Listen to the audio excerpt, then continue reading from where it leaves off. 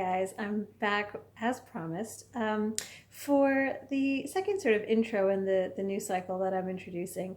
Last week I shared a little bit about how my partner and I got started in property. And this week, as promised, I am going to share some of the crazy stories and challenges that we faced in those early years.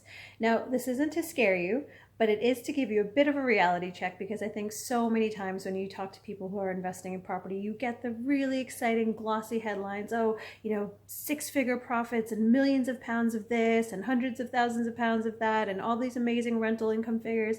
But behind a lot of those stories, maybe not all, but behind a lot, I can probably guess with some degree of certainty that there was a lot of just stuff and just molasses to wade through and challenges to overcome and things that didn't go as planned and things that went potentially horribly wrong even.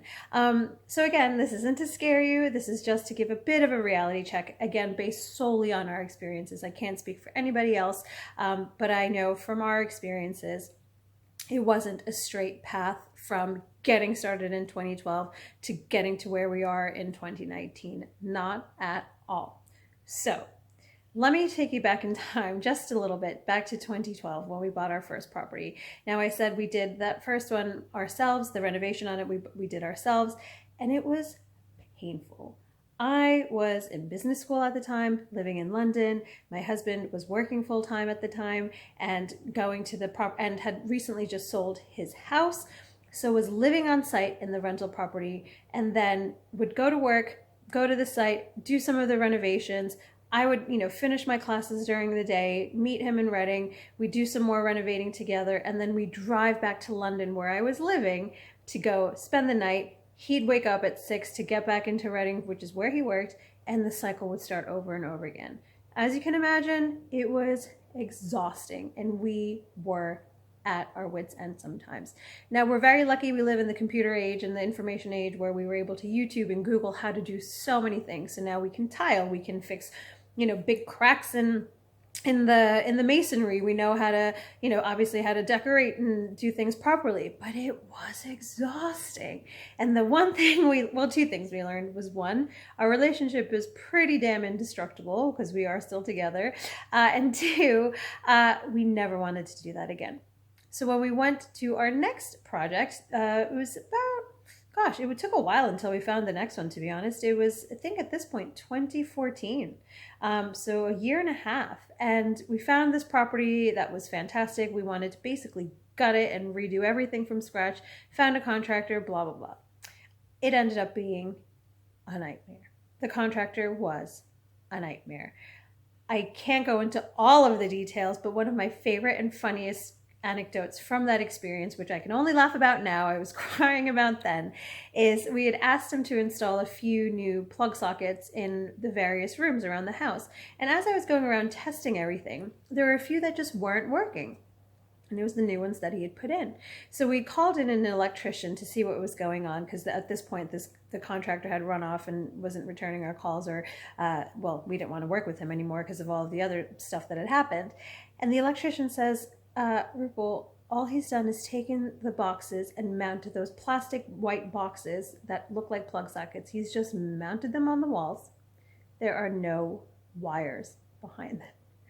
I couldn't believe it. I mean, at that point, why even go through the farce of putting the box on the wall? I mean, it was just crazy.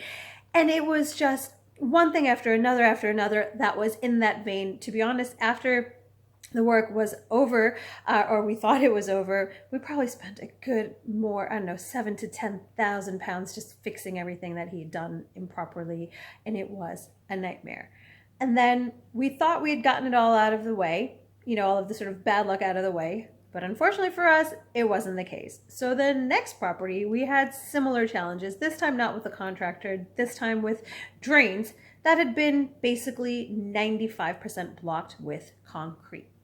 Now, again, I won't go into the details, but basically this kind of stuff happens all the time. And maybe we got really, really unlucky in the beginning, but to be honest, every project that we've ever done without fail has some unexpected and unpleasant surprise.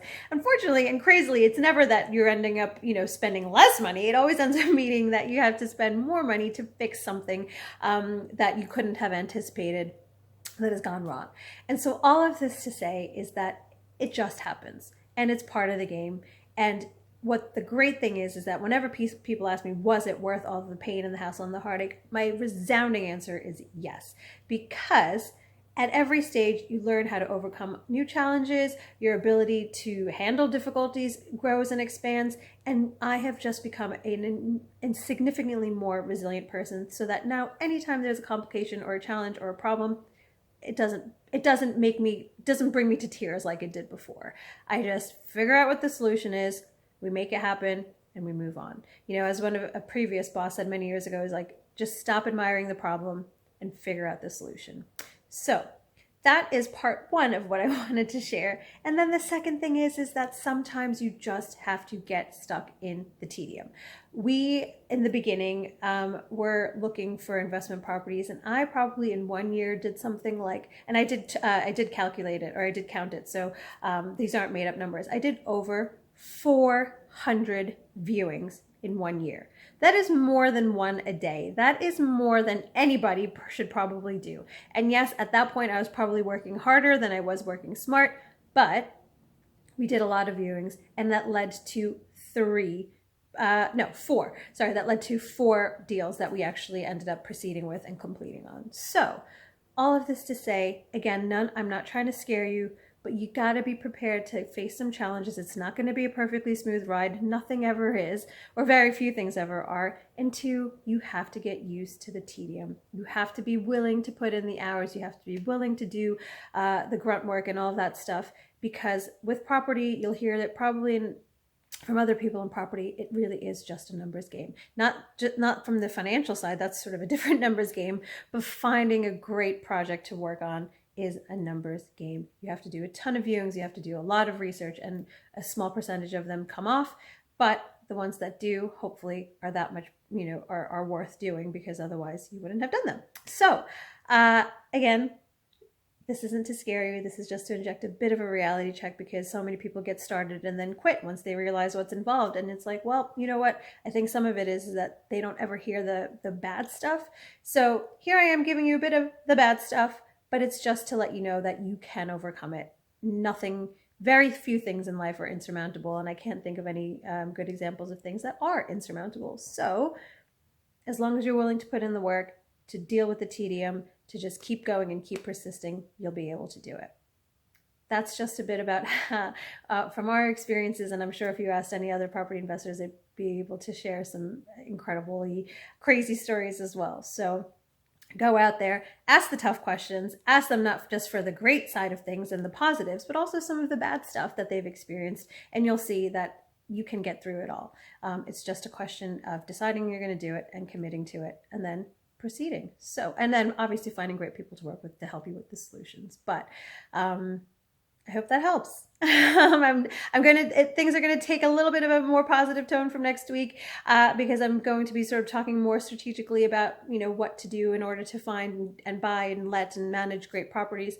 But this is just a bit of background about us and how and what to expect, or what we went through, and what you can probably expect when you continue on with your property investing journey. So come back next week, and I'll look forward to speaking to you then.